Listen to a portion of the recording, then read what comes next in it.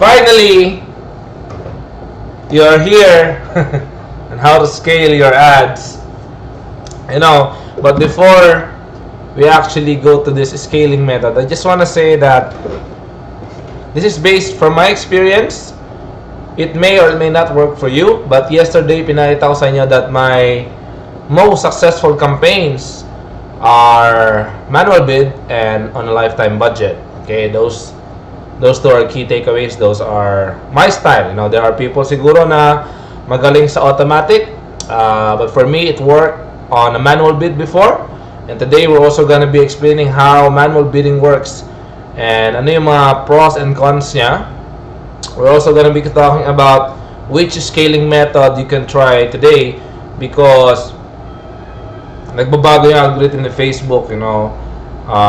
Since last year it has changed a lot. And yeah, so meron akong mga conditions on which scaling method I use. Inom na naman tayo. And keep this in mind, guys. Not all items are scalable. Okay? On one ad account, you can only maybe run 1 or 2 super winners. Okay? I didn't say na you cannot run 20 or 30 products at the same time on one general store. Of course you can. You can still be profitable. However, I just don't see it working na 5 yung superstar mo on one general store. Okay, so how it works is you have this kind of lead item on your general store or your niche store, and the others are side dishes, and the others are upsells and cross-selling. So that's what we're going to talk about is also later on, and how to increase your average order value or AOV. This is similar to when you go to McDonald's na you ordered this value meal and the cashier will ask you, would you like to upsize your fries? Would you like to upsize your thing? Would you like to add an ice cream or something? For every 10 people that you actually ask if they would like to upsize their fries, probably more than 2 or 3 is gonna say yes, right? So your store right now is, even my store before, is leaving a lot of money in the table. If only you can have or increase your average order value by a little bit every day, you're going to survive this fourth quarter. So in the world of e-commerce, every end of the quarter is always the hardest. CPM goes up, okay, because sales sa Lazada, sales sa Shopee, sales sa Kim Store, sales sa lahat. So, sale din sa mall. So, basically, if you don't have a strong brand and you don't have a... okay ba yung sound ko? Am I doing good? How's my sound? Okay. If you don't have a strong presence, you don't have a lot of followers, and you are relying on some budol items, you're probably not gonna make that much. Maybe you can if sobrang budol, but Facebook's really strict right now on budol items. So yeah. Okay, so there are items that are non-scalable, and meron din tayong tinatawag na one-hit wonder. Ito yung mga item na unang day, pangalawang day okay siyang tignan sa metrics, ganda ng CPP, ganda na lahat. But when you try to scale it, yung CPP nyo, it goes double. I know you know what I'm talking about, Ito yung item na tinesting nyo for split testing, and then you try to doubling up the budget, and then the CPM just goes wild. We cannot do anything about it. There are items that you cannot scale, and we're going to also talk about how Facebook optimization works, 48 hours, 72 hours rule. So have you experienced na meron kayong split testing, 250 or 200 pesos, and then you try to scale it to 1,000 or 2,000, and then the next day it just goes wild. It's just like what, 1 or 2 purchase. Yung tipong mas maganda pa yung result nung 250 pesos. You know what I'm talking about, right? Like we have experienced that, and today we're going to study why it happened and how you can actually avoid it. And that's why yesterday we were talking about how many general stores you should have. So I did announce this is going to be my last advanced mastermind, because after this I want to hit my goal this October. We're going to be launching 4 more niche stores. The lineup is complete. Box na lang nung mga item ko yung kulang. So kasi may mga box yon, dahil niche store yon, it has to be printed, mga ba tawag doon, heat stamp, etc. So a lot of work for us, and that you should also be doing right now in order for you to actually retire earlier and younger to enjoy life. So yeah. Okay, let's go. So if you have attended our basic training, we always say that you should always just split test by interest, correct? So this is phase 1. Okay, so you can actually take screenshot of this one if you want. So if you attended my basic webinar, or if you did attend some Big Bang or actual workshop, this is just the very basic. Okay, then phase 2, we either duplicate or increase budget. And after this, we don't know where to go, right? So on basic ones, these are the only things that we teach the beginners, because they might not understand what's after this one, because yung budget is majority of the beginners one, they're not really prepared for the budget, and baka hindi nila kayanin yung mga pros and cons, because there is risk involved when you scale up. So when you scale up, it does not guarantee that your income goes up. Sometimes keeping your ROAS high is better for me. When I keep my ROAS 5 or 6, even if I only earn on one of my niche stores siguro 30k lang or 40k lang, if my ROAS are 6 or 7 or 8, I will be happier than having 100,000 tapos ROAS ko 3 or 4 lang. Keeping your ROAS above 5 is always healthy. That's what you're aiming for, not the graph, but of course yung savings mo lumaki para makapagbukas ka pa ng maraming source of income for your additional stores. Okay, one of the problems that I see on some of my members before is nakokontento na sila sa isang store or dalawang store that's giving them passive income. Well, come to think of it, you already know how to create 1 store and 2 store. Why not make more? So you can actually, retire younger and earlier, right? Let's see.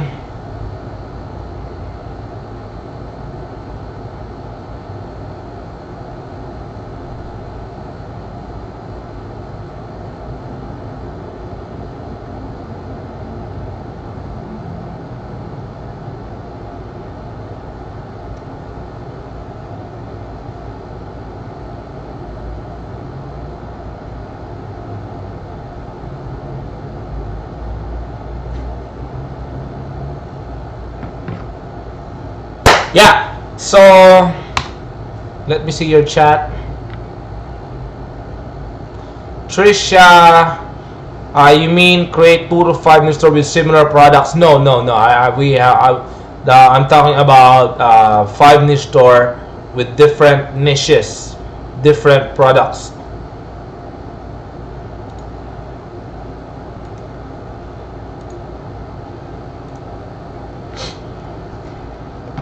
So, ito nag-chat yung isang friend ko, si Clyde, nag-resign na daw siya.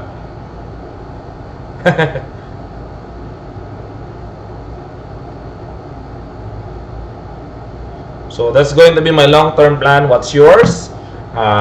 Let's go back. Phase 1, Phase 2, and then, okay,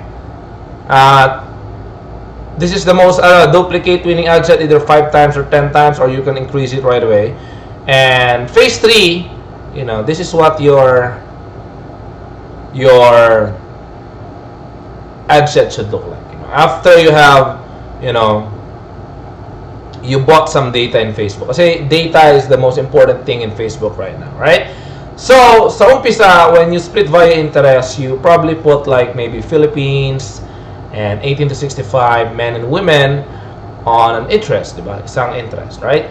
Now, after that, you move to phase 2. You kind of increase the budget. You lose some revenue, but you kind of buy some data in Facebook that you can use in phase 3. Okay. So, for example, I'm selling this this cream right now. So this is called like maybe cream 1. Okay. So I'm selling this cream 1, and nag-split test ako na interest, and I had 5 ad set for 250 pesos. Okay, so there was 2 winning ad set that I increased the budget from 250 to 1,000, and now I lost some ROAS, and what happens is I keep on buying data. Now, phase 3 is when I have at least 100 purchase. Okay, take note, 100 purchase. In phase number 2, I can now move to phase number 3. Now I'm going to see and going to show you my ad account on how I do it, so you can actually do it on your ad set right now. Okay, so let's go.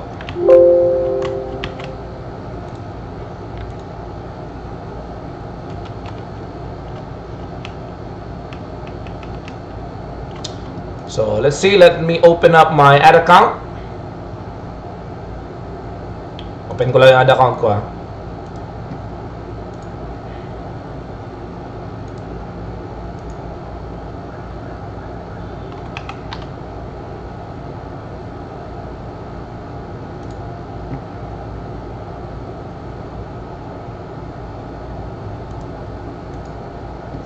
I'm opening up my ad account.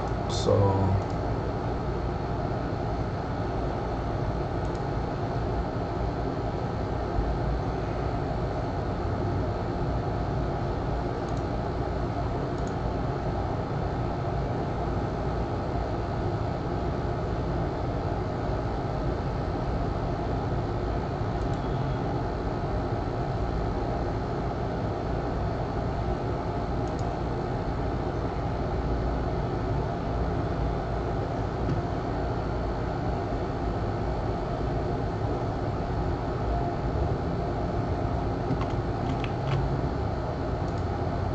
okay, so now we are on my ad account. Okay, so I'm gonna go to phase number 3, and as you can see here, this is my old ad account.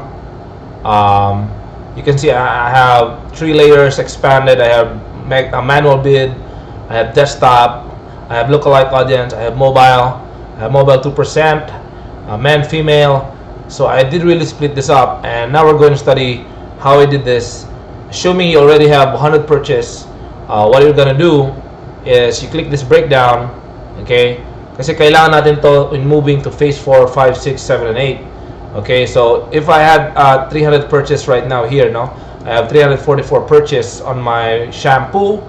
I'm not going to see what gender is yung bumibili. Okay, so now I can assume, I'm just going to write in a notepad that majority of my buyers, okay, so Dex says shampoo, majority of my buyers are male. So this is around 75% is male and 25% female. This means if I'm going to run phase number 4, I'm not going to run them on one ad set. If my budget is 2,000 pesos, okay, I'm probably going to put 1,500 for men and 500 for female. Make sense? So if I were to recreate this Dexe shampoo, I will not run this one on one ad set. I would run based on the numbers of purchase. It's male and female. Okay?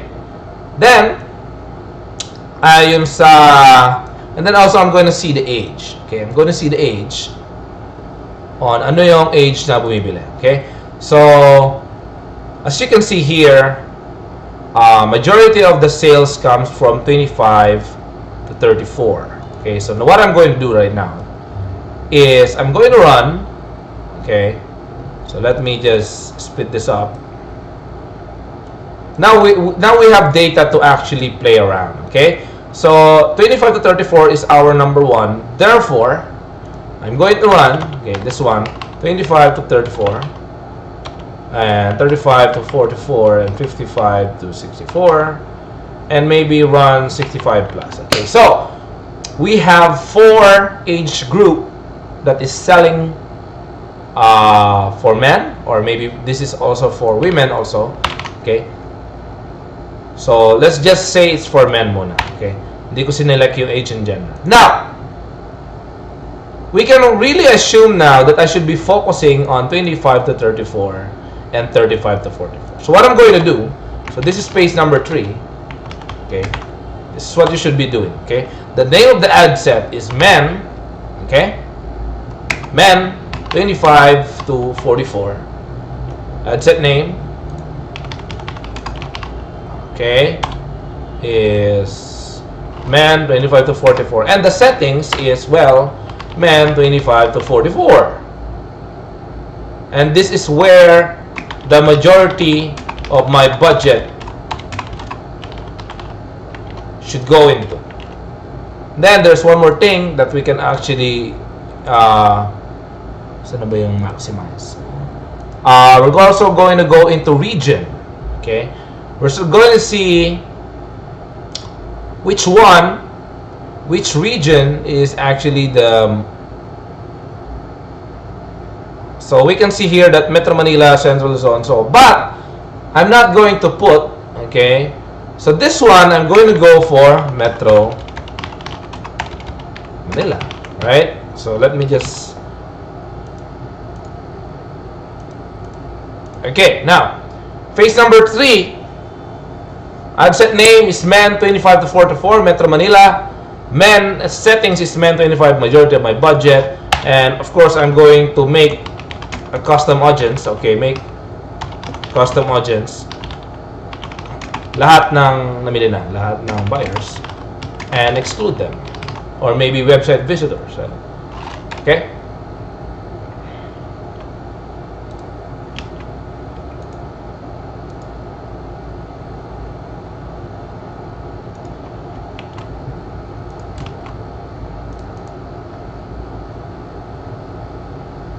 Yes, Crystal, you need at least 100 purchase to actually do this. You see, if you don't have 100, then what kind of data do you have? This one, dahil meron na tayong 300 purchase, you can actually move to page number 3. This kind of page is you're going to have a better ROAS, and you can really scale horizontally, using the data that Facebook gave you. So page number C, ad set name men 25 and Metro Manila only. Okay, and then I'm going to run the same, this one, okay, but I'm going to exclude, I'm going to put Central Luzon, as you can see here in the data here, Central Luzon. Okay, I'm going to run in Central Luzon, Calabarzon, Davao, Central Visayas, Ilocos, Western Visayas, and Baguio, Northern Mindanao, and maybe this is small things na nakakabenta. So you get my point. But as you can see, these regions here, I'm going to put in my ad set, exclude Metro Manila. So we're going to run dalawang ad set, isang Metro Manila only, and isang ganito lang na men and 24. So why? Bakit di na lang natin pagsamahin sa isang budget? Why not, diba? The reason is if your Facebook pixel actually learns that majority of your sales is going through Metro Manila, what will it do is dun niya i-dump majority ng budget mo. So what happens is etong mga to naiiwan mo. Alright? So you may want to actually oops. Basta na tayo. You may want to do what I told you para, saan ba? Damn it. Yeah. So, if I were to remake this shampoo, I would probably go phase number 3, ad set name MEN 2544, Metro Manila. This is where majority of my budget. And I'm gonna go mobile feed only. Gets? And then, I'm also going to duplicate this and desktop only. So, you're going to run two, isang desktop, isang mobile feed. Why? Mas alam natin na yung mobile feed is doon nagfo-focus si Facebook, si Pixel, no? So, what happens is naiiwan si desktop. Maraming tao nagfo-focus sa mobile feed. So, it's time for you to actually get some desktop action going. Okay? So, makikita niyo sa phase 3, medyo marami na kayong trabaho because you're now breaking it down. You're taking advantage of the data that Facebook gave you. So, maaring konti lang yung ROAS nyo sa phase number 2, but you bought some data for phase number 3.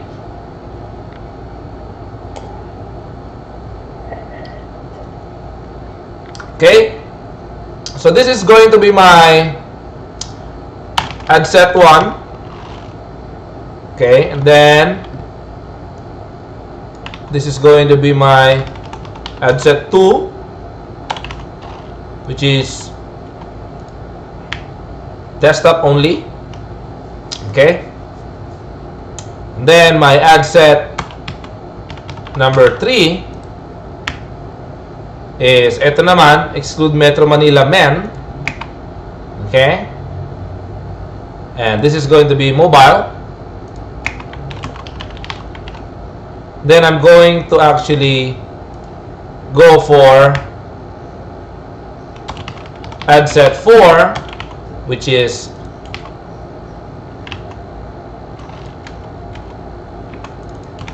desktop.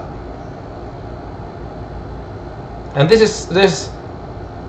So we got ad set number 1, Metro Manila only, 25 to 44. But take note, meron pa tayong 55 to 65. So I'm going to run some pretty low budget on 55 to 65, maybe 500 pesos. So we're going to have at least 8 ad sets on men alone. And if you're going to duplicate that and just change the gender to female, now you have 16 ad sets. And then you kind of play around ano yung budget mo na ilalagay. Okay, it's not wise to actually just bomb it with budget. You know, budget is not always the key. It's about taking advantage of the data that Facebook gave you on the phase number 2. So as you can see on men, 75% of my budget will go here on this ad sets here. So ad set 1, ad set 2, Metro Manila, and then yeah, this one, mobile, and then desktop. Okay, majority of my budget. Okay. And you exclude all those buyers. And are you okay? You seeing my screen? Okay. Are you getting? Are you learning? Dito na tayo sa phase number 2. And then what I can also do is make a lookalike audience out of all my buyers. I already have 1,000 buyers in my shampoo. I can also make a lookalike. Okay? So there's so many possibilities once you have data, hindi ka na malulugi. This item can run for so long now. Diba? But first, let us take a CR break. Okay, the answer for... There's a question here by Alec. Follow up ako dun sa ATC conversion based on your post. What is the reason na ginawa ko is add to cart rather than purchase, yung Kagebunshin technique. So, let me explain that today. Yeah, it looks weird. Bakit add to cart? Are you kidding me, Rudolf? Why was it successful in add to cart? I'm gonna show you why. I know. Okay. Now, I want you to learn why ATC yung ginamit ko sa Kagebunshin. Okay? So, you do realize that in order for your ad set to be more stable, you need 50 conversions in 7 days. Right? You need 50 conversions. Now, if you chose purchase, and your budget is 300 pesos, okay, you need at least 7 to 8 per purchase per day to optimize, right? Which is quite hard. So when you say optimize, okay, if you hit 50 conversion in 7 days, what Facebook algorithm is going to do is yung 50 na yon, Facebook is going to take the data dun sa mga 50 na nag-convert and try to look for those similar type of people. So parang nagkakaroon siya ng similar or mini lookalike audience. Okay? So the reason I chose add to cart, because it's literally impossible for me to get 8 purchase per day. So that is CPP mo 37 pesos or 40 pesos every day, which is really hard to do if you chose purchase. So if I chose purchase here on this ad set, it will never optimize because on the 8th day it will just reset. When you hit 50, it doesn't mean that your ROAS will skyrocket. Magi-stable lang siya ng konti. But you know, every little bit of help that we can get from Facebook, kunin natin. So why did I do add to cart? Okay? It's so possible for me to get 10 add to carts per day when I chose add to cart, diba? Okay, this is for the Kagebunshin technique only, ha? So later I'm going to expand this kasi tinanong eh. So if I do this one, I'm going to hit 50 conversions 100% of the time. And that means after I hit 50 ATC, okay, it's going to optimize a bit. So pinaglaban ko yung konti.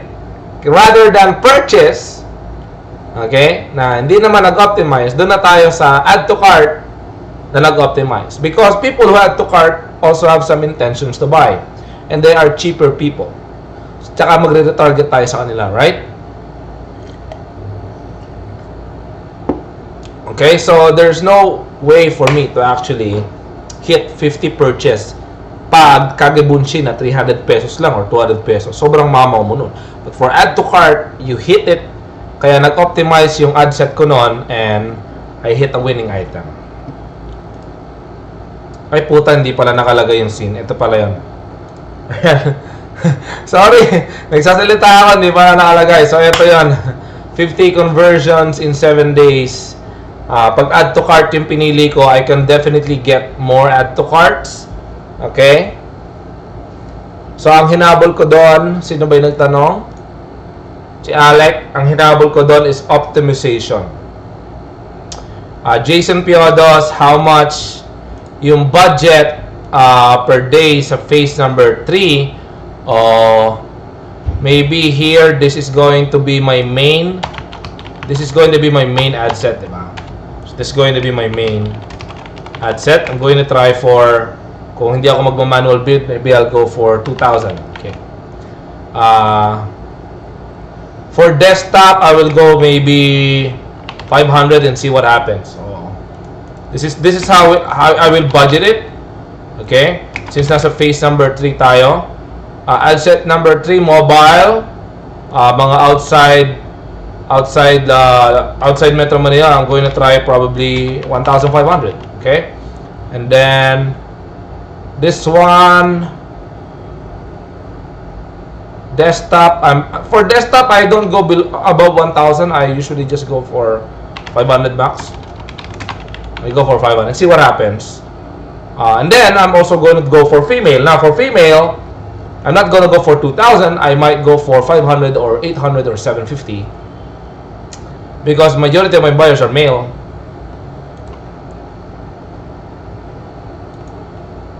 But as you can see here,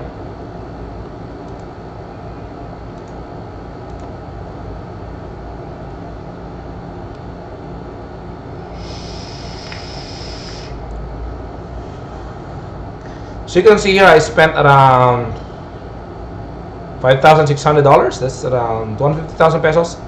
And generated around 1.1 million here. My CPP average is around 500. It's okay kasi yung profit margin ko dito is 1,700. So I was able to play around on manual bid.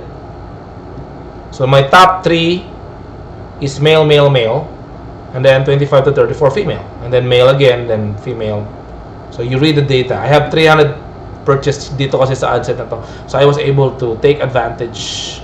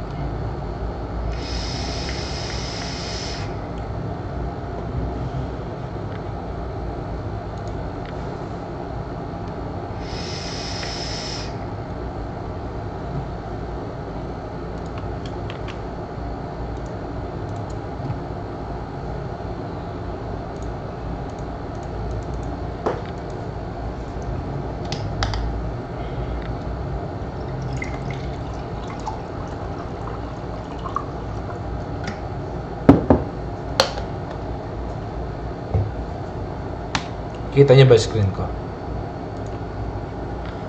So, on page number 3, I'm also going to tell my videographer to actually run Instagram ads. So, gagawa kami ng Instagram image or video. Kasi, majority of us is running ads on Facebook. And there's so much people on Instagram na iniiwan natin, no?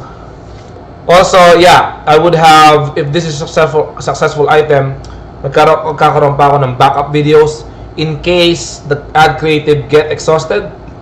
Then I can actually refurbish or add more videos on existing ones.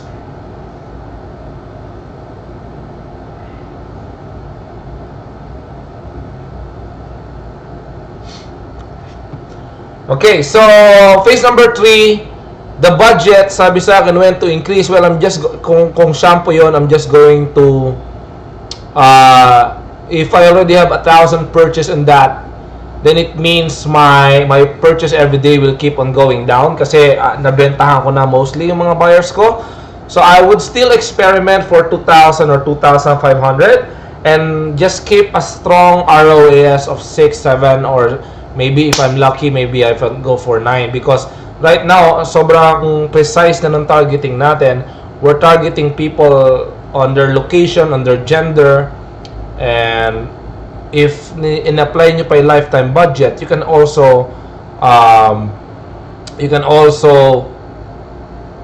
tackle them in the right time.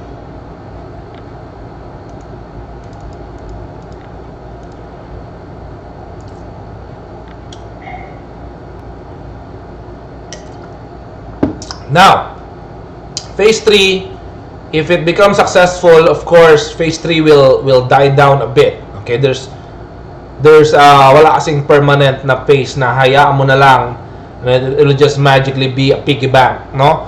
So, after getting more and more and more data, you're gonna make a new campaign with a new ad creative. Hindi mo pwedeng patakbuhin the same one. Well, I have a niche store na tumatakbo na for a year, yung pa rin kasi carousel lang. Okay, keep the faith. So, but if you want to make this serious one, you should make a new campaign with a new ad creative. Ibang video, ibang thumbnail. You go for lifetime budget na and study the time of your customers. Then you're going to make all the custom audience now. You're going to exclude all website visitors and everyone who purchased and everyone who watched the video. So in phase number 4, you're forcing Facebook to give you new customers and new leads para hindi mo nadaanan yung mga nadaanan mo nun. Okay? You can also do this phase number 4 in between phase number 3 if medyo masipag ka. Okay? And then, yeah. This one, I'm going to just cycle the videos, make lookalike audience hanggang sa maubos yung inventory ko, or maybe just keep a low budget na bumibenta pa siya. But after kasi ng mga 2,000 purchase on one item, medyo mahirap na i-push yan kasi marami nang nanggaya niyan. Nagkalat na sa Shopee yan.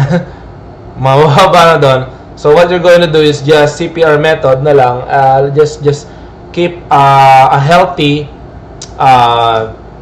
income na lang dun sa item na yun because you have all the data. Nakukuha ba?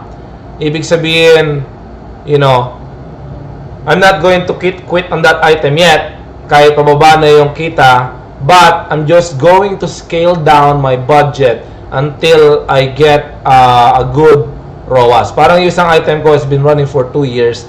Ang budget ko lang doon 1,000 pesos. Every time I scale up, it just gets screwed. So what I do, well, if you don't want to scale up, I'm just going to stay with 1,000 peso, and I do maintain around 6 to 7 ROAS dun sa isang item na yon, which is giving me passive income. So that's what you want. You want passive small incomes na hindi nagfo-fluctuate yung result. You want stable result, you want stable passive income dito sa e-commerce. Dito sa phase number 1, 2, and 3, pataas yung ROAS mo eh. Okay? You're just getting purchase. As after that, you're going to hit audience exhaustion. May exhaust na yung audience mo. And dyan yun na siya pipigayin sa mga cross-sell, upsell, email marketing, SMS marketing.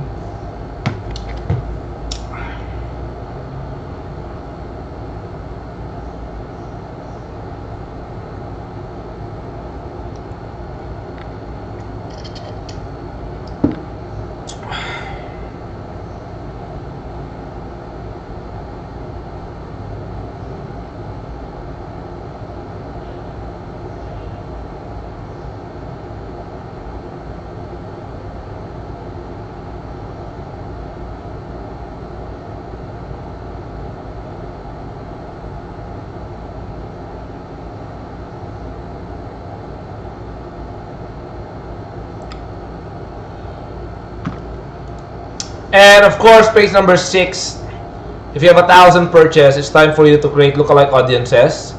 The mga nag-purchase, nag-initiate checkout, etc. And just to have a sustainable income. This is what I did. And this is why some of my items have been running for years. Because I already have, 1,000 purchase, which is kind of sustainable for me. So, page number 7 is actually LTV. Kasi sino ba yung nakagawa na dyan ng lookalike with LTV?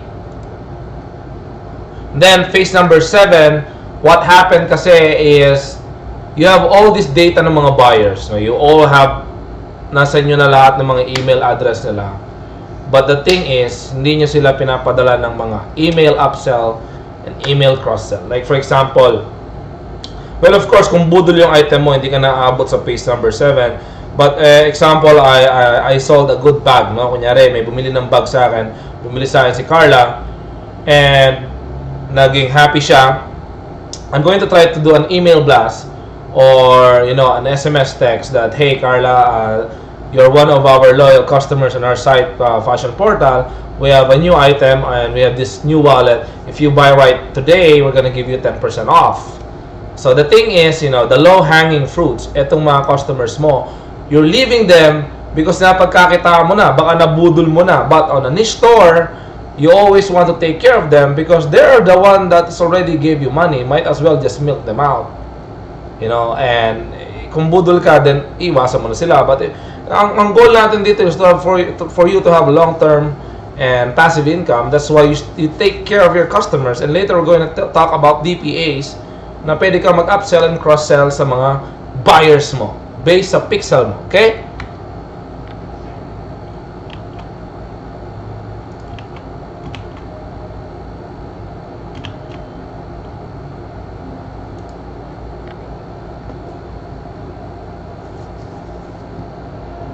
CR method.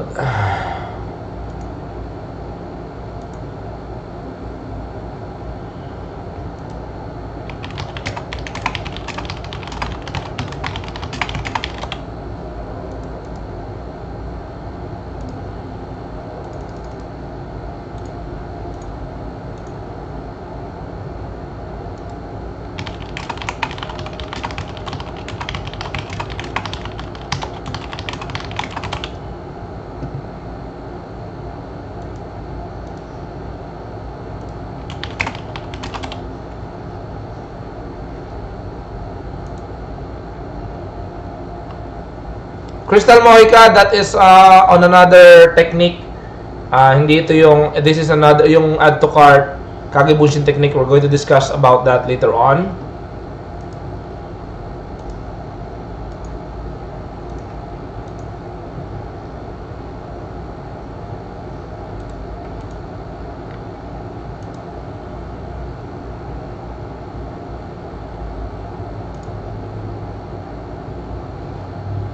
CR mode on. This method is, ito yung flow na sinusundan ko. You can create your own flow, but for me, this flow works well. No, para mapiga ako talaga before siya mamatay, before natin siya ilibing, then you still have, you know, you can still upsell to them, you can still make lookalike audience para gamitin mo sa ibang item. Okay? So, punta naman tayo dun sa automated rules for an easier life. How many of you gumigising ng ano nga ba to, ng ang taas ng CPP and you don't care? Ha? Ito naman tayo. So, punta tayo sa automated rules. I do use this one right now pretty much. Okay? So, this is how I do it.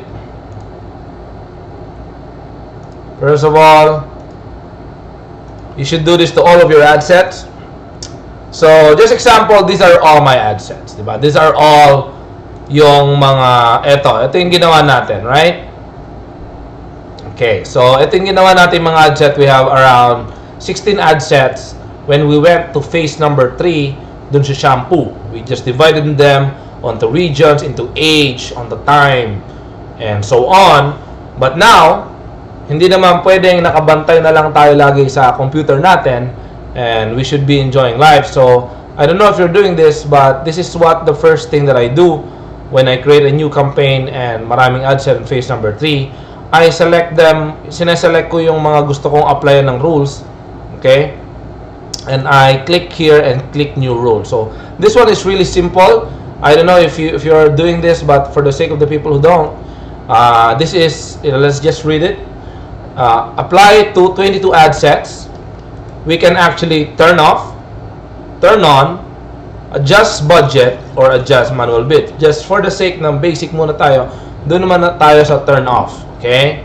So,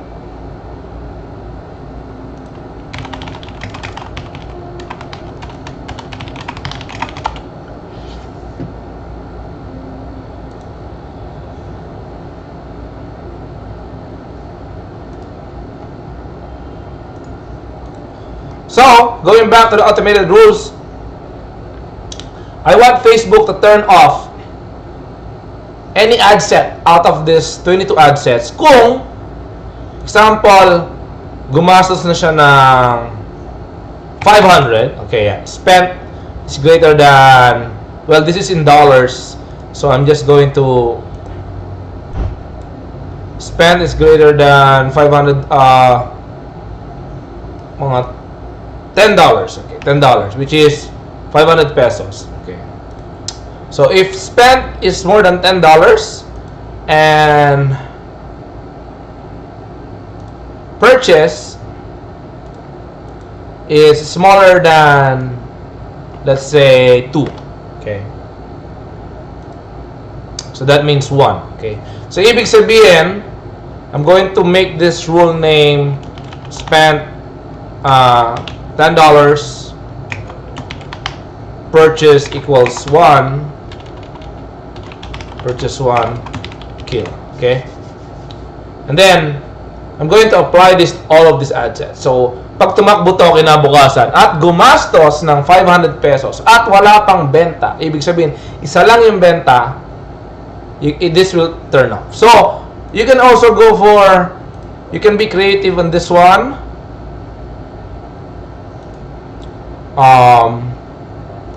Purchase is less than 1, which is 0, right?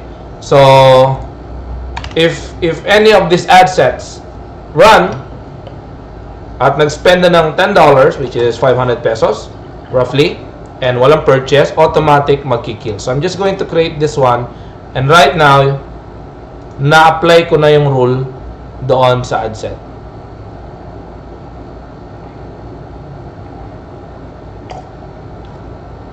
That's going to be the first rule that I'm going to apply.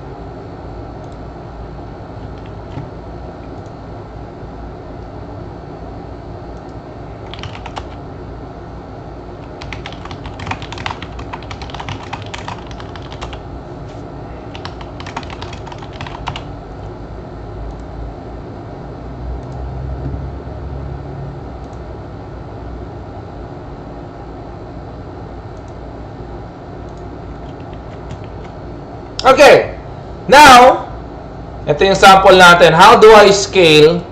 Nakalagay dito, aggressive scaling, okay? Para hindi na ikaw yung nag-i-scale, si Facebook na for you, okay? So, if these are my main ad set, for example, hindi naman pwedeng lahat ng ad set mo scale mo, yung mga main mo lang. So, for example, these two are my main ad set, okay? I'm going to create a rule called 1% 1% scaling method. Okay?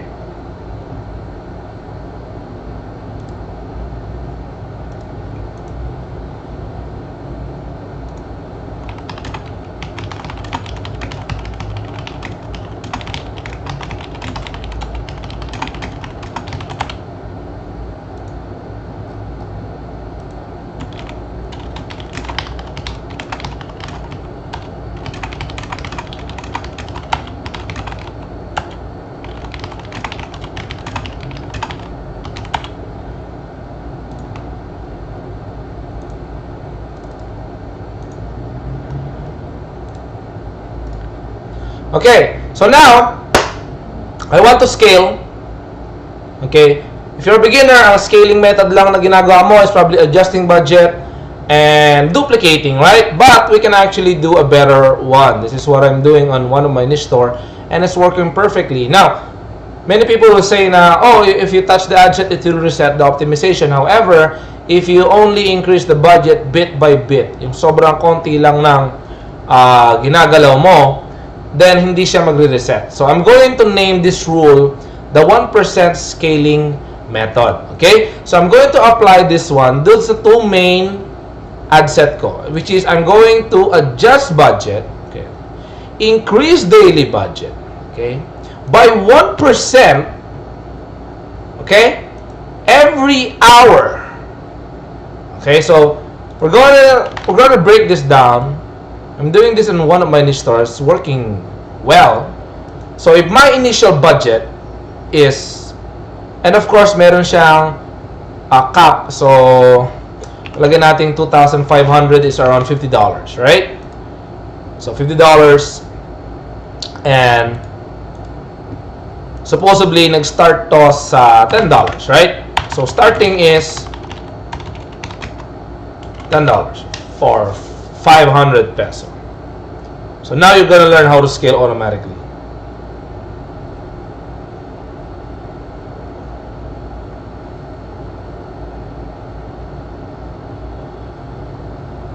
So nag-start tayo ng $10, and it means every hour, but of course meron tayong condition. Okay? It means pag etong ad set na to, okay, spent na is greater than $10, and CPP is, example, less than $10 or maybe less than $8, okay? And ROAS is greater than 5, okay? Ito yung scaling method na to. So, started with $10 and the conditions is, okay, it's going to increase every hour by 1%. So, 1% ng $10 is around 1 cent. So, it's very small. So, if you're just going to start this, might as well just go for 5%. Okay, 5% na tayo. 1% para sa mga big budget, but kung $10 ka, 5% is around 50 cents. So it's going to increase 50 cents.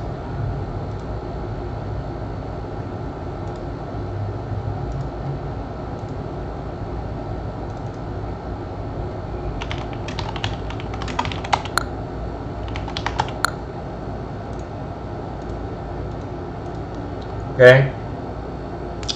This is going to increase by 5%, which is 50 cents. Okay, you can create your custom rule. If spent is, kunyari nag-spent na siya ng $10, okay, and CPP ko is less than $8, which is 400 pesos. So, you can customize this. My rule is different from your rule kasi iba-iba tayo ng margin ng item. Nagkataon lang na ito yung condition ko dito sa shampoo because 1,700 yung margin ko. Are you getting there?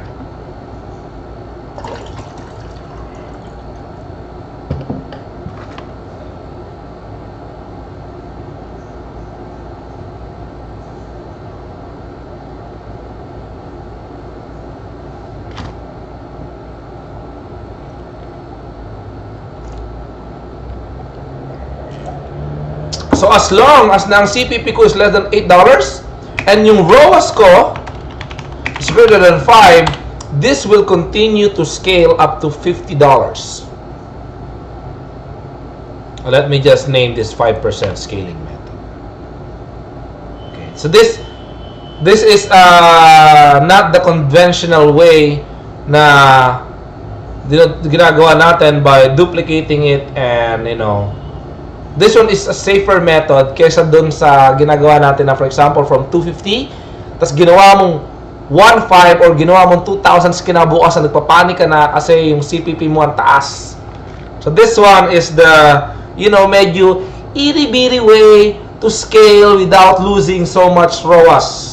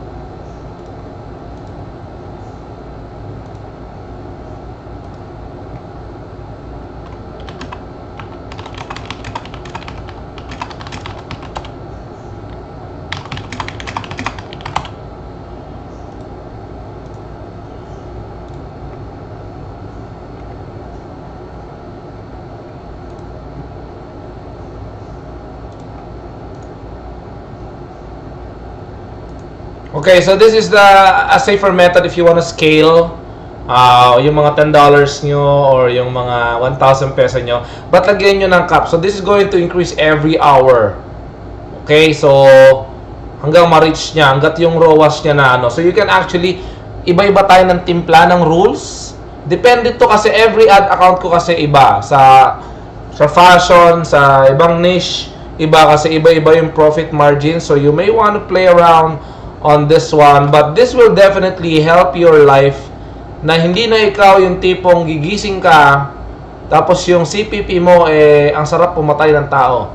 Kasi number one, in-apply mo muna yung nag-go off yung ad set. Pag nag-spend siya ng $10 and yung purchase wala, automatically mag-go off. And now you're applying a scaling method na once na maganda yung metrics, maganda yung data na binibigay sa inyo ng Facebook, automatic nag-i-scale siya.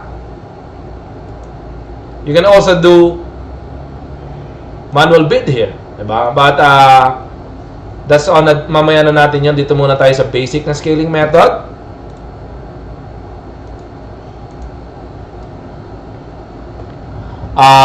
Crystal Moica ROAS is wait. So ROAS is return on ad spend, okay? Ad spend. So ibig sabihin if I spent $1 and got $5 back, my ROAS is definitely 5. Right? But of course there is cost of goods there. Merong cost of goods and cancellations, bogus order dito sa Pilipinas. So the higher your ROAS is, the better. I highly suggest keep your ROAS 5 plus. Okay, 4 is okay. You're earning a bit, but ang gusto natin is healthier ROAS, so you can have more return for your money and your effort. Okay. Share break ulit.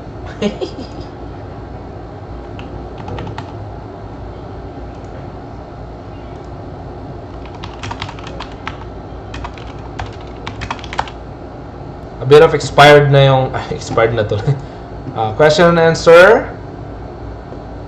Do we have question and answer first? Wait ko kayo sa YouTube chat natin.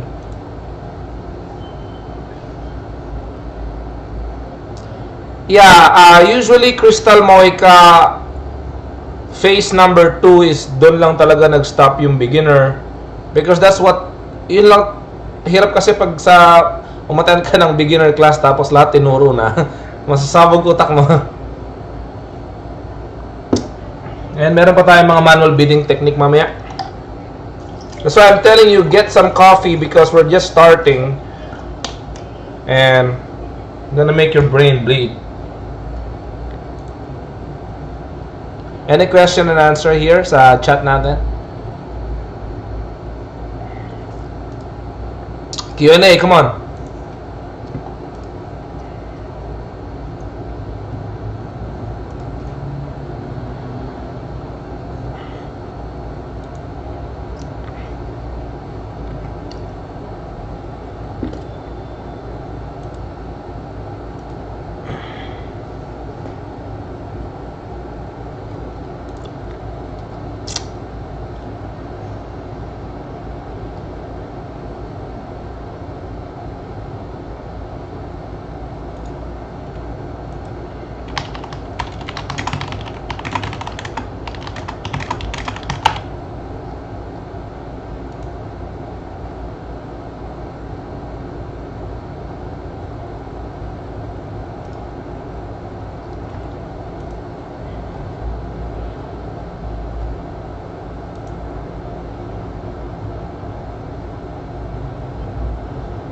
Okay, for Miss Trisha Carla, Rudolf, bakit manual bid and lifetime budget lang? Okay, we're gonna talk about that today. Bakit ba si Rudolf naka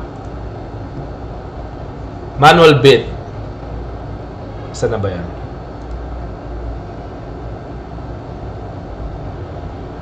Let me find that one. I'm going to answer Carla's question. Okay. So, the reason, nakikita niyo ba? The reason this is my most successful campaign. This one around has 2,400 purchase before I migrated my ad account. So, the reason I I chose lifetime budget because you can only choose the schedule ng ads mo na mag-on siya pag naka-lifetime budget ka. So, ibig sabihin, I'm saving money dito sa madaling araw na to and putting it into a hotspot. So, yesterday, we talked about the hotspot ng ad account mo, right? So, my ad account before, ito yung hotspot niya. I'm getting purchase from 9 to 12 or 11. And then, break time, meron akong purchase. And then, yung hotspot ko is 6 p.m. to 11 p.m. So, instead of wasting my money here, okay, I'm putting them on a lifetime budget so I can choose what time na go on yung ads ko. Okay? But then again, too big method. My God. Your pixel is actually smart enough to do this automatically. However, I want to do it manually too, di ba? Ilang beses na kayong gumigising na ang spent nyo 1,000 na or 2,000 tapos wala pang purchase? What if you can put that money on some hotspot sa customers mo? Then, therefore, you're gonna earn more, diba? And this one kasi lifetime budget, and then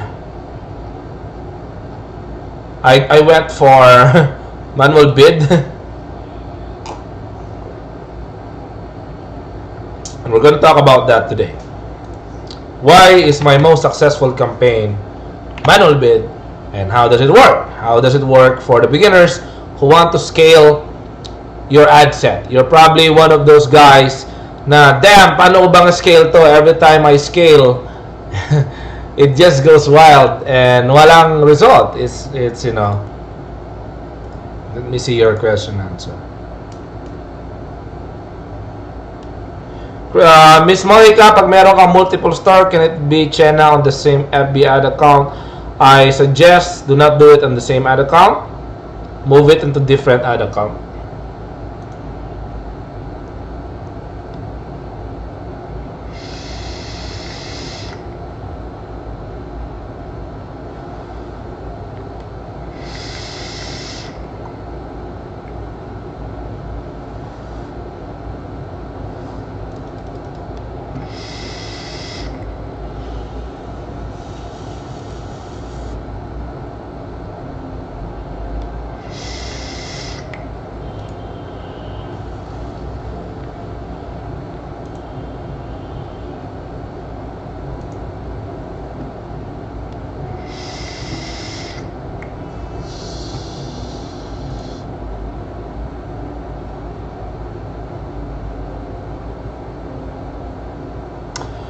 Brother Karim, no, mas maganda pesos, no?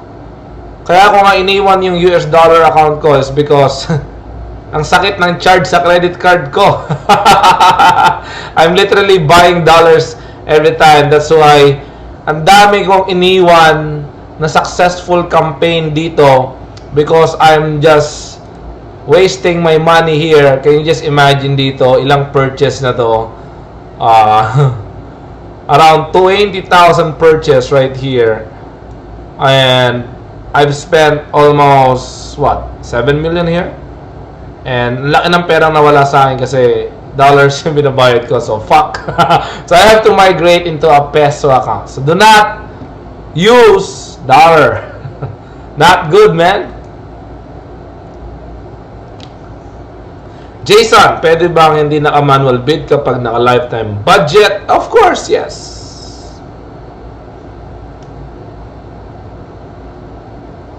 Sheila, sa bully method, I just run it for a month and see. Usually, it dies in 2 to 3 weeks. Unless na lang walang kumokopya ng item. Sheila, I start with 10,000 pesos sa bully method. Q&A muna tayo.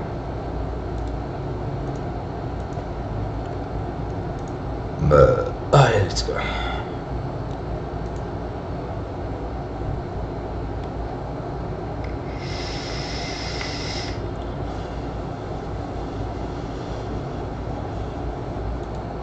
Q&A.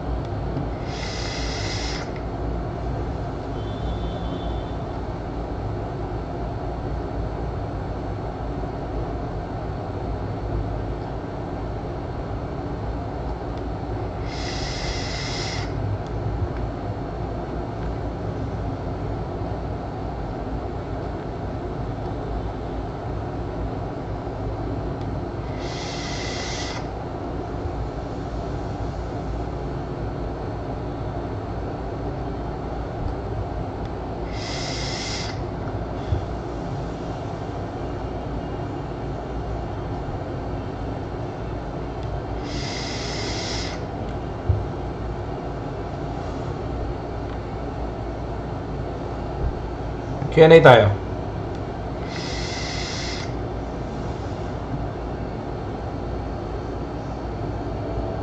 Sa Dubai, I don't recommend doing e-commerce in Dubai kasi hindi ko alam kung ano yung timpla ng ads cost dyan. And number two, yung permit mo na 800,000 just to sell there, it's really high. Alam mo, dadalhin mo dito 800,000 mo sa Pilipinas, tapos na buhay mo. Jason, yes, one ad account per one niche store. You don't want to actually mix them all up. One ad account, one pixel, one store, one page, one Shopify. That's it. Keep it simple, guys.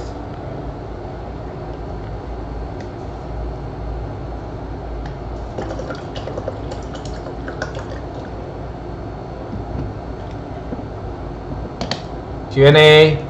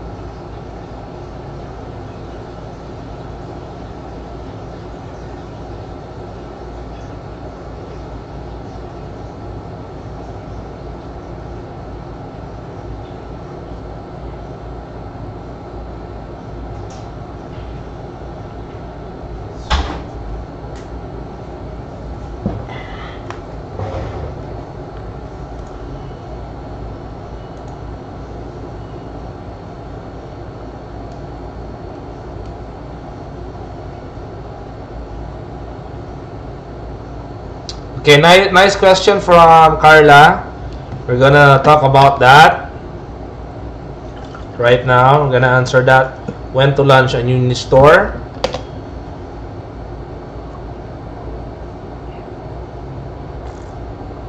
Okay, so question is when to launch a new niche store.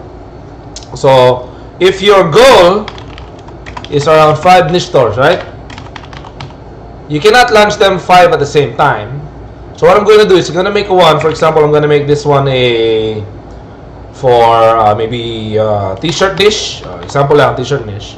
And then my goal for this niche is around PHP 20 to 30k per day. Okay, and that's it. I don't want to scale it to 100k. It's very stressful na if I push it that way. In this way, this one is an easy go. Yeah? And if it's stable na siya, okay, ibig sabihin, full funnel,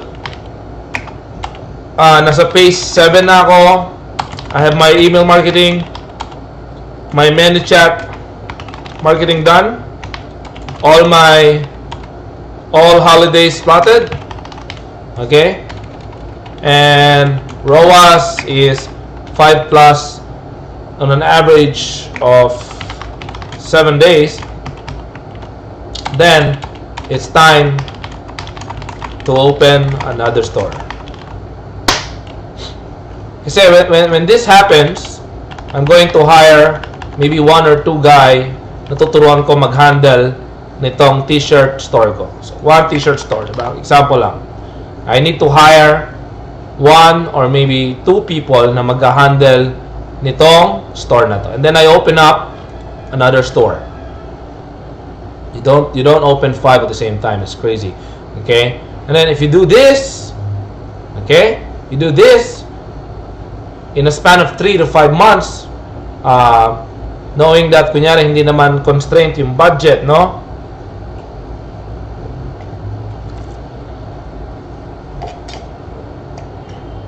Example, yung sa bag ko, stable naman siya 10, 20, sometimes 30k per day. Yun lang ang budget ko lang doon is 2,000 per day. Hindi ko siya na-scale masyado.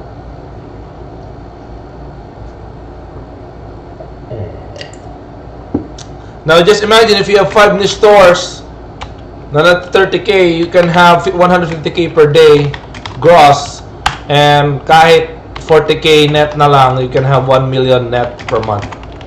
If you can, so 5 niche store, targetin mo ng mga 6 months. Right? Kaya yun. Wag masyadong madaliin, wag din masyadong tamarin. Make this kind of task list. So for me, my task list today is webinar of 2 p.m. to 8 p.m. Right? We're gonna have to 8 p.m. And then tomorrow, I'm gonna make one more niche store. Okay? I'm going to scout for 20 items nung niche na yun. I'm going to study the market. Okay? And then see how I can brand it, make the page, make the store, make the Instagram account, and then make the video, and then try to stable it, and then open up another one, diba? So you should always be saving your money to open more and more and more stores. Oh, ay puta, hindi kita. Shit. Ang dami kong tinay, putang ina, hindi nakita. Pack shit. Ulitin ko. So, if I'm question ni Carla, when to open up a new store? So, number one, if I 5 niche store, diba? So, 1 store equals t-shirt store, diba? T-shirt store. Okay. Goal is 20k, 30k per day. Per day, that is an easy goal. Attainable, it's simple, it's short. Around mga 20 to 30 SKUs, diba?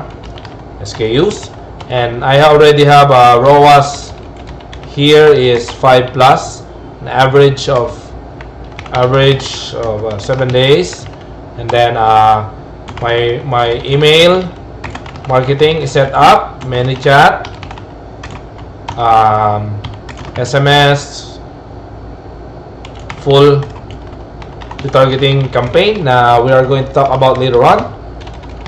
Okay, and full funnel method, and okay na siya, 2 months na siyang stable. Then I open another store, and I'm going to hire someone to manage yung t-shirt store, so I can focus on another store.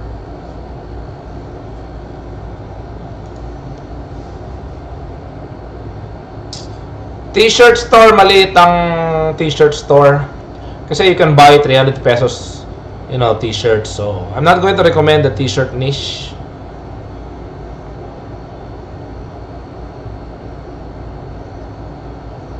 Q&A, break tayo ng 4:30, ha? Q&A tayo for 5 minutes, and then I move on to other scaling methods.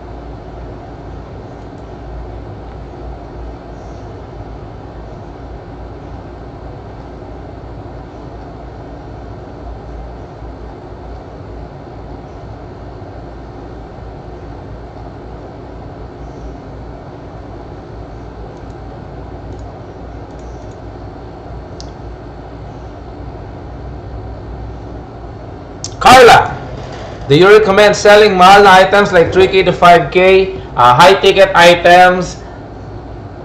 Yeah, actually, that's one of my plans to have one store na nag-event na ng mga 3K, 5K. Because, you know, marami nagkakagulo ngayon sa mga 500 to 999 items, you know. So, yeah, Carla, I think that's a good idea. Brian, do you recommend competing sa ibang malakas na store? Why should you compete with the other store? You compete with yourself. You study the funnels, study this mastermind, and apply all the learnings. You keep on growing on yourself, beat yourself every day. Kung last month, nag 500K ka, ang goal mo next month should be around 600 or 700.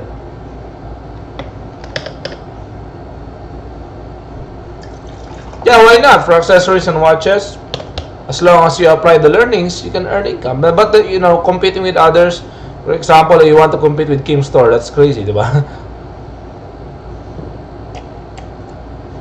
Okay, move on na tayo sa next topic natin.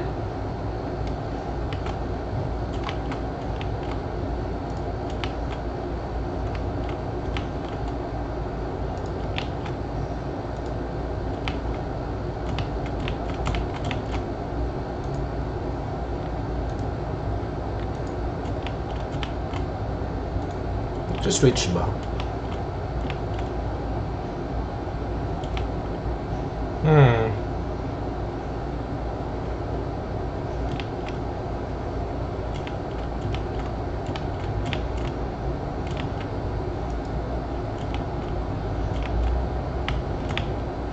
Teka lang.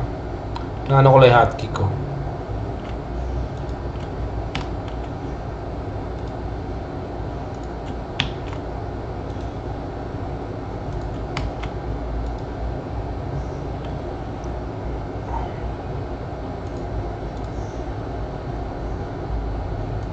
Okay, let's move on sa other scaling methods that I'd use. Okay, so after this mastermind, hindi na kayo dapat gumigising ng talo yung CPP nyo or 1,000 yung CPP nyo kasi you will now be applying automated rules, diba? Okay, phase number 2. Okay, kanina nag-stop tayo sa budget cap ng $50. Okay, so if spent, so, gusto mo pa mag-scale. And maganda pa yung result. Maganda yung item mo. Bumabanat talaga. Yung talagang nananampal.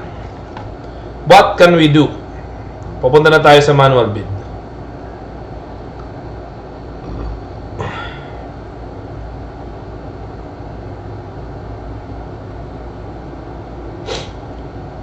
Okay, so example, nag-spend na kayo ng... Nakita niyo ba screen ko?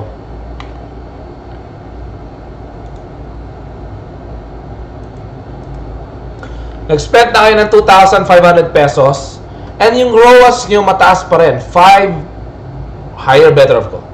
Then, I would actually go for, I will try the bully method of manual bidding. Okay?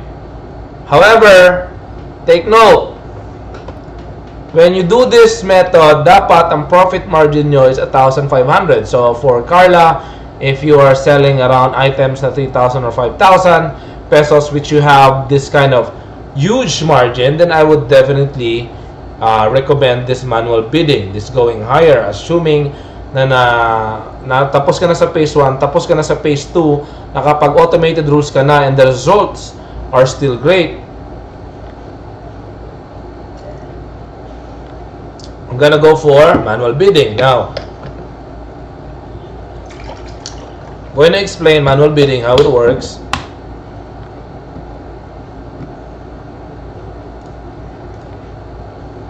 So you can see here.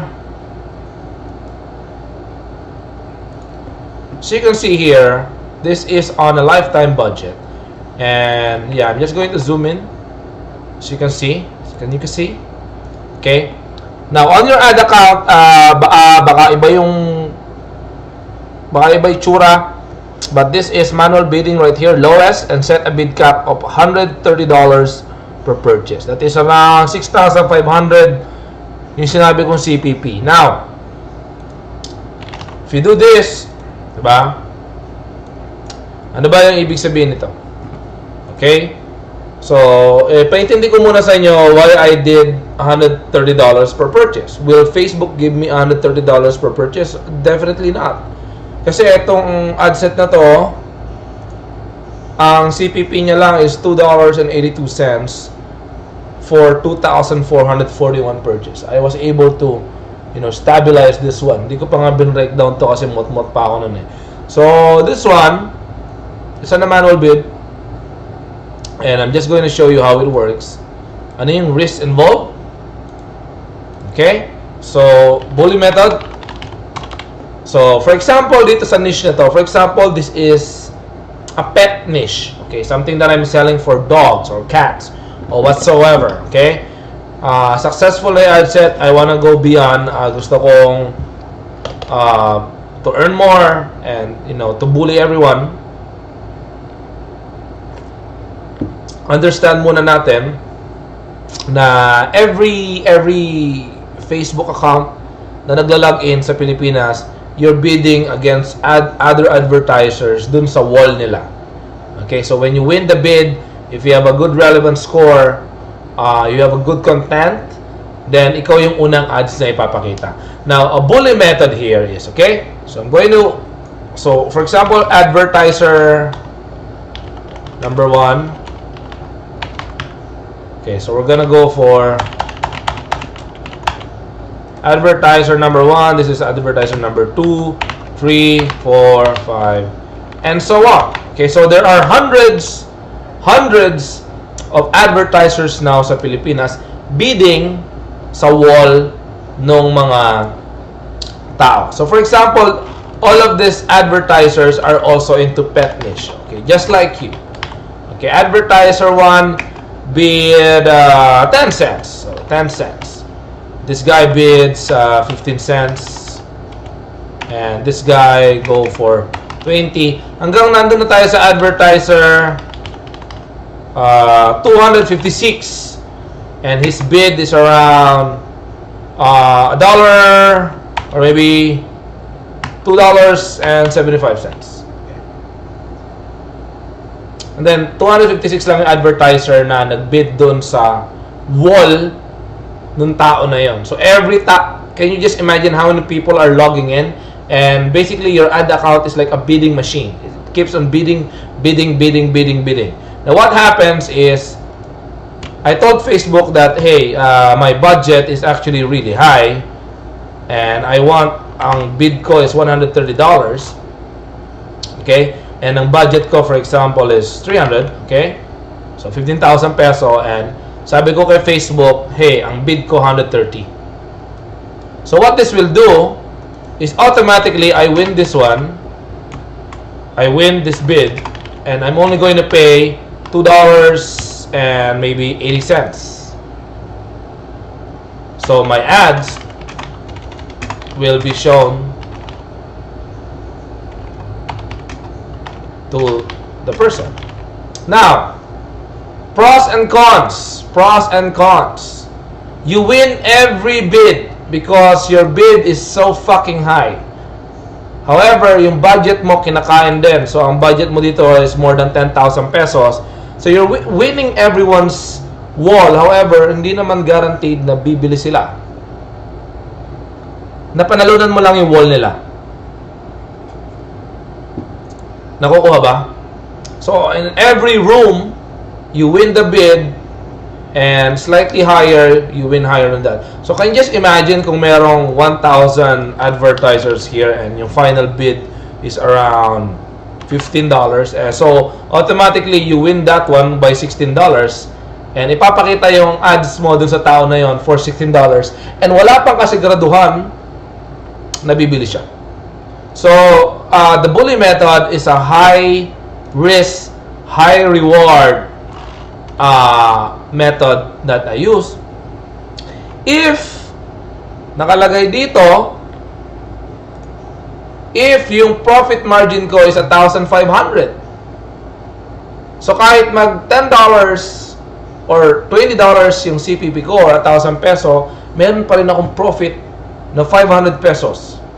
Yeah. And then, exclude ko yung mga nag-video views na ng 3%, exclude ko na yung mga nag-post, nag-like. So, sa page and exclude ko lahat ng website visitors. So this is after phase number 2 na, diba? If you wanna go higher, let's see what you gotta say. From Q&A, see what you have to say.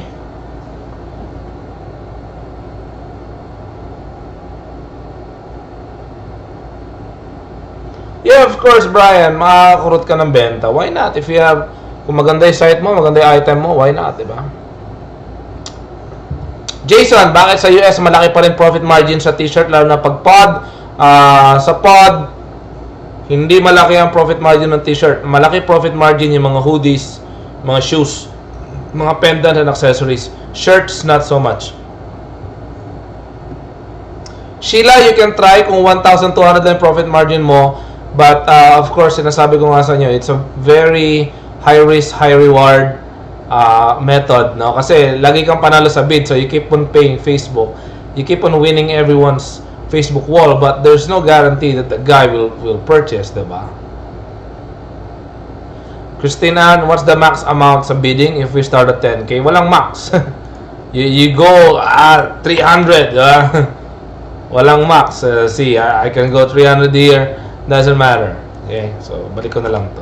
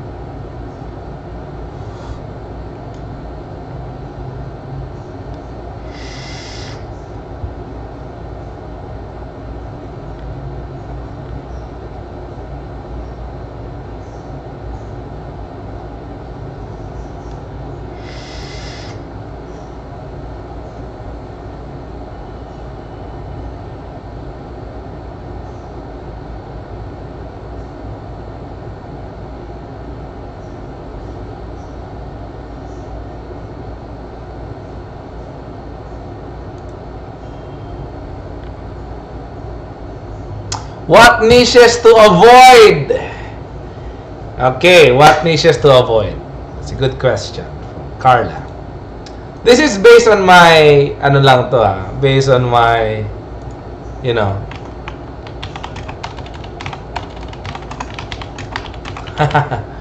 Number 1, I'm going to avoid electronics, okay? You don't want to be sending out Apple, iPhone, and CODs, right? That's crazy. Electronics with battery, you know, high ticket items of 5K plus kasi susceptible sila sa mga thieves, you know. So I'm not going to put on electronics. Number 2, mga super bulky items. Ito yung mga tipong ang hirap i-bubble wrap tapos yung tubo mo konti lang. Sa bubble wrap mo talo ka na eh. Okay, number 3, I'm going to avoid. So yung mga electronics like cell phones, you know, I don't want to sell that. It's masyadong sirain, etc. Ano ba? Niche to avoid. I avoid the t-shirt niche at all times. Kasi, you know, profit margin, I buy t-shirts for 300 pesos. Why would I buy something na hindi ko nasukat for 1,000, di ba?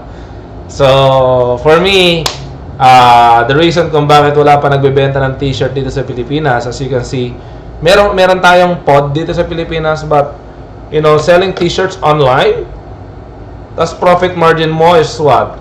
Diba? 1,000 ba? Hindi naman eh. This is on my opinion.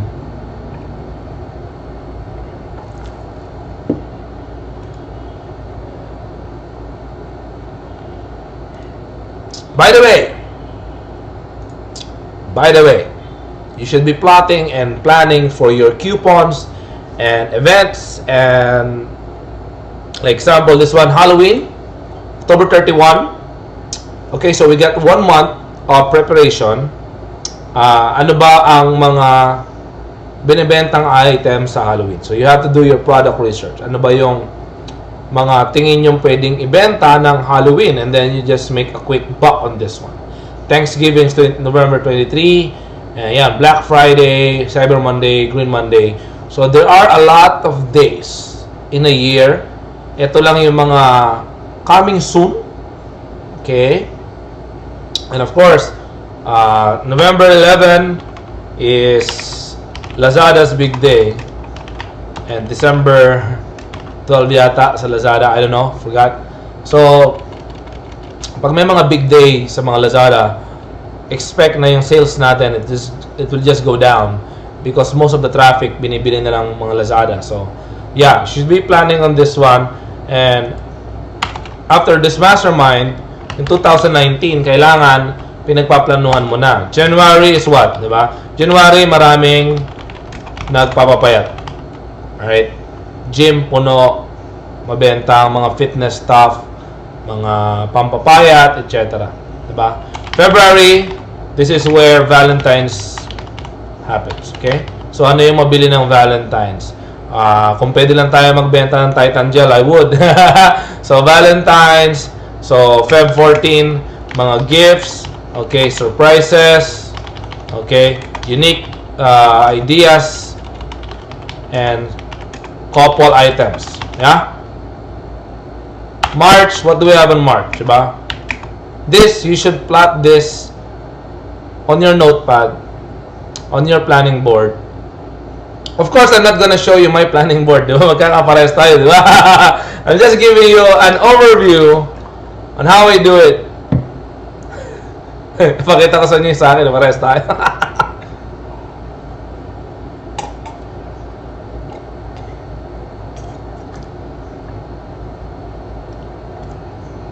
Okay, pinag-aralan nyo rin kung anong month yung pinakamaraming kasal. Pwede nyo i-run yan sa mga in a relationship. Diba? So, these are some of the dates. I'm gonna give you preview about your planning. Hindi yung tipong merong events, wala kayong pakialam. Sayang. Especially this Halloween. Yeah, nagpa-product research na ako kung ano yung pwede ko ibenta sa general store ko that will actually make money on Halloween. Vape method.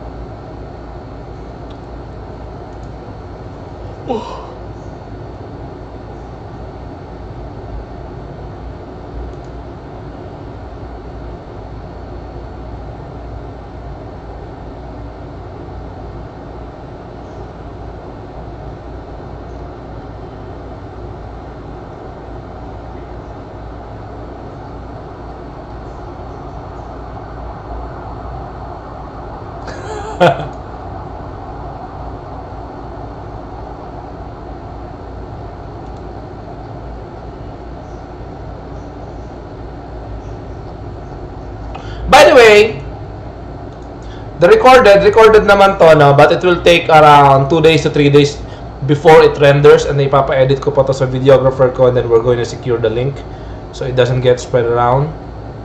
You have some question and answer? Questions?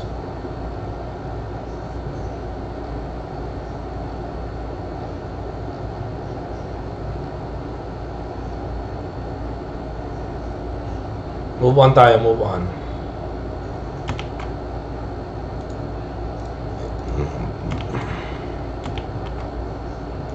Moving on. So, makikita nyo, marami pala tayong option on, what to do. So, again, if ganito yung item nyo, 1,500 plus, I usually go for bully method.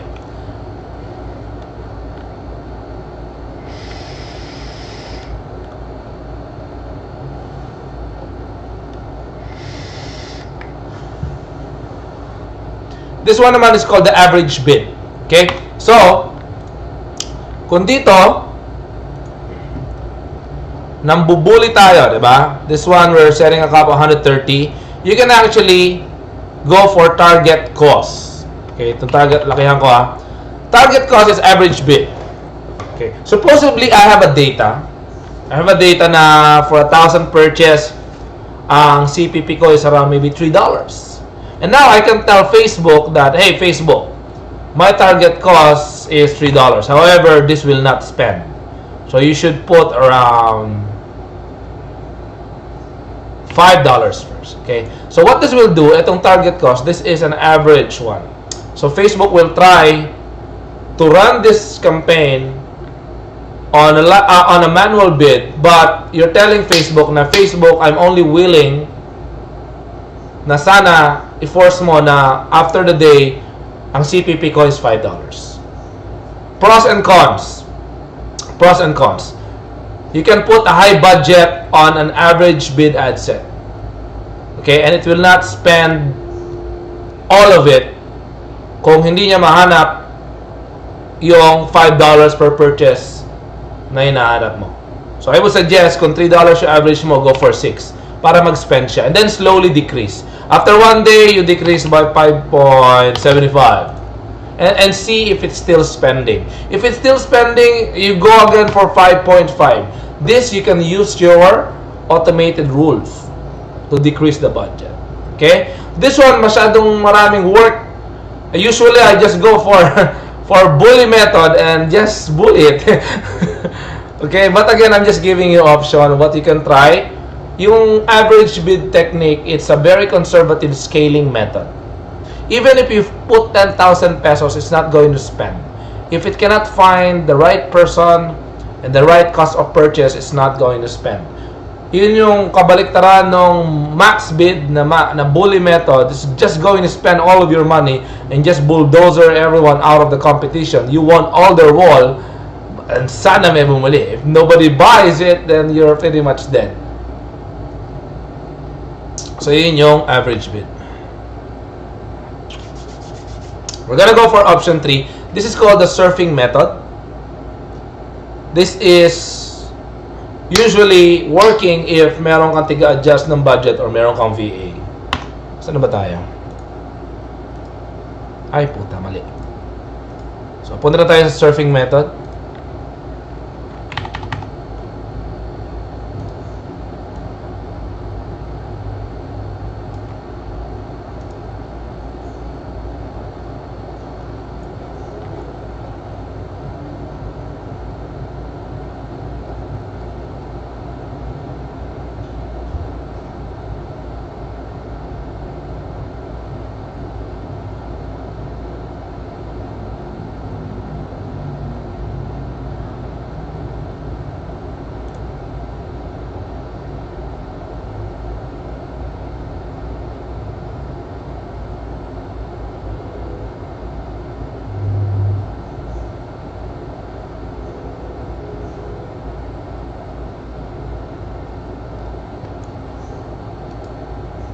Q&A?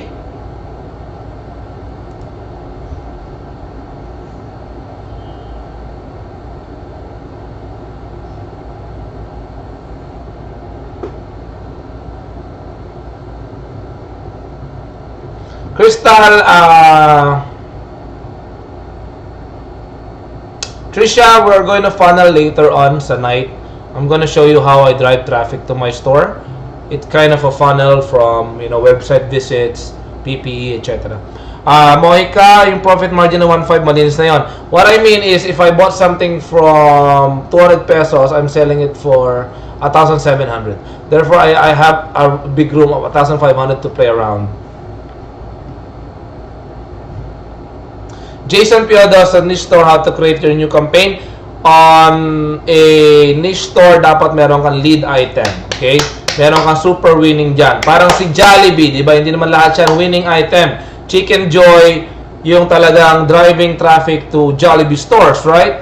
But ina-upsell nila doon yung burgers, yung fries, etc. Okay? When you go to KFC also, ang winning item nila is yung chicken. When you go to, you know, sa siguro pizza, then pizza yung winning item nila. There's no business na lahat winning item. Even Apple, ano ba yung trademark nila? iPhone is pa rin yung pinaka-largest nila. Okay? So there's no overlap. So on your store, you should be planning alin ba dito yung lead, alin ba dito yung pinaka-superstar mo to drive traffic to your store, and from there, you can cross-sell, you can upsell, and you can keep or maybe introduce your brand and to have, you know, a strong presence on their mind for them to come back. Most customers, they buy 5 to 8 times na nakikita nila yung store mo.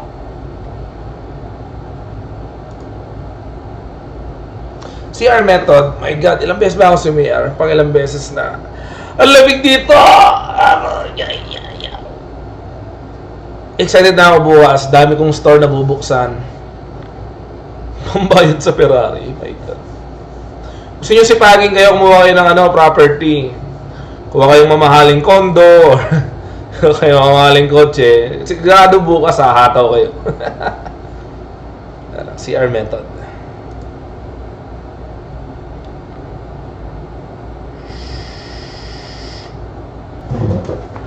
Okay, by Alec. Follow up lang ulit ako dun sa budget optimization. How it works po when we turn it on during creation of ads. What do you mean? What?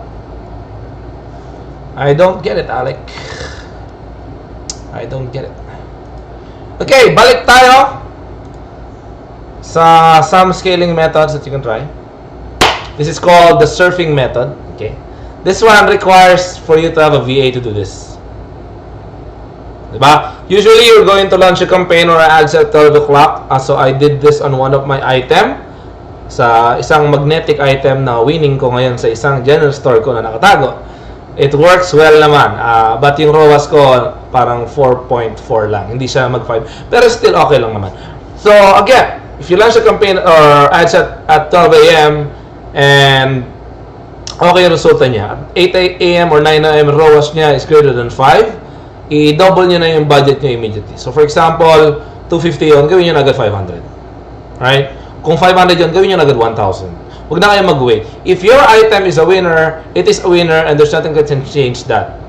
Kung okay pa naman yung ROAS nyo, double your budget immediately. So, from 500, go to 1,000. Kung 1,000 yun, go for 2,000. Okay? And then, you again, monitor it, check it around 12 o'clock or 1 p.m. So, syempre, magda-drop yung ROAS nyo ng 4. Guaranteed yan. Diba? 1 p.m. Pero sobrang swerte mo kung hindi nag-drop. Diba? Now, at 1 p.m., after you adjust, and yung ROAS mo is 4 or 5 pa rin, and nasa 1,000 ka na, you add another 500. Okay? And then, mamaya hanggang 4 o'clock. Okay? Hanggang 3 o'clock, 4 o'clock, this is going to be your last adjustment. Nasa 1,500 ka na or 2,000, you add another 500 pesos until the night. But, you stop putting budget around 3 o'clock or 4 o'clock. Kasi if you adjust the budget at night, for example, 6 p.m., and you double your budget, what happens is yung, kunyari, 2,000, ginawa mo 4,000, yung 2,000 na yung pipilitin niya pa rin spend sa gabi, which is, di ba? And then, at 12 midnight, you reset your budget back to your starting budget. For example, nag-start ka ng 500, you reset back to 500. Okay? So, kunyari, nag-start ako ng 2.5 dito sa option number 3. 2.5 yung ad set. Okay na. Okay, ang dami ng data, ang ganda ng engagement, ganda ng reference score.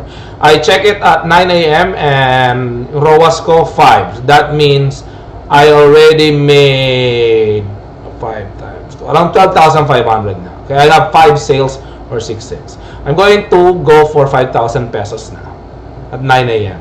And then see at 1 p.m. kung yung ROAS ko 4 pa rin. Okay, nasa 5,000 na ako. I'm going to increase by 7.5 at 3 o'clock. Okay? Then see monitor hanggang 3 o'clock or 4 o'clock. Okay?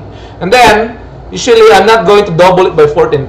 Maybe add pa ako ng 2,000 or depende sa ROAS ko. But usually, just leave it 7.5. This is an automatic bidding. Okay? So, when you go for, pag tapos na yung night, you go back to 2.5. You edit budget and you go back to 2.5 and then surf again later on. You don't want to leave it 7.5 later on or 10,000 kasi yung budget mo kakainin ng madaling araw. Remember, this is an automatic bidding, right? So if kung 2.5 ka, naging 5K, naging 7K, 8K, tapos hinayaan mo mamayang madaling araw na ganun yung budget mo, well, good luck kasi 12 o'clock na madaling araw hanggang 9, kakainin na most likely 30% of your budget, which is sayang. So usually, nire-reset ko, kaya after my VA, reset it. So we did this for 4 days. We had great results. However, yung item ko kasi magnetic and it's quite large. That's why I have to stop that. But aside from that, it worked pretty well for me, the surfing method. So, bakit di ko siya manual bid? Because hindi 1.5 yung margin. I only go manual bid kung 1.5 yung margin.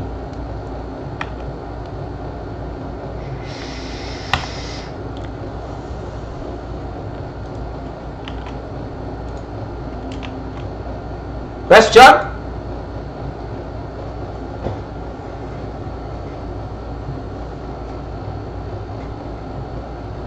I rarely do that, Alec.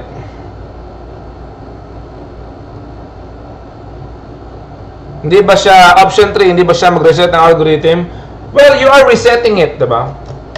Of course, it will reset. But, as I tell you, if it's a winner, it's a winner.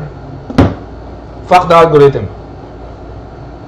Diba? Usually, if you're a beginner, people will tell you, oh, adjust it, maybe mamayang 12. You wait for 2 days, adjust it. But, you know, if your item is a winner, it will keep on winning. Grabe! Tubig method! Wait. Build my tubig method. Advisable po mag-edit ng ads after 12? Yeah, usually when I do edit my ads, it's 12 o'clock and I launch campaign at 12. But you know, one thing I learned in FB ads is, you know, if your item is a winner, it's just going to keep on winning until it gets saturated and exhausted. So, you know, you shouldn't like always say na, oh, kailangan ko i-adjust to at 12, kailangan ko edit to at 12. Man, kung babalik tayo sa panahon ng, for example, Dermacol o yung mga winning item namin no, na topic, man, sana binomba ko na. But before, you know, 2 to 3 years ago, hindi naman namin alam. So kami, sumusunod lang kami sa dapat adjust ganitong amount, you know.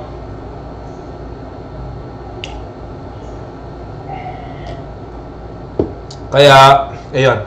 So, we're gonna have a break. We're gonna go back in about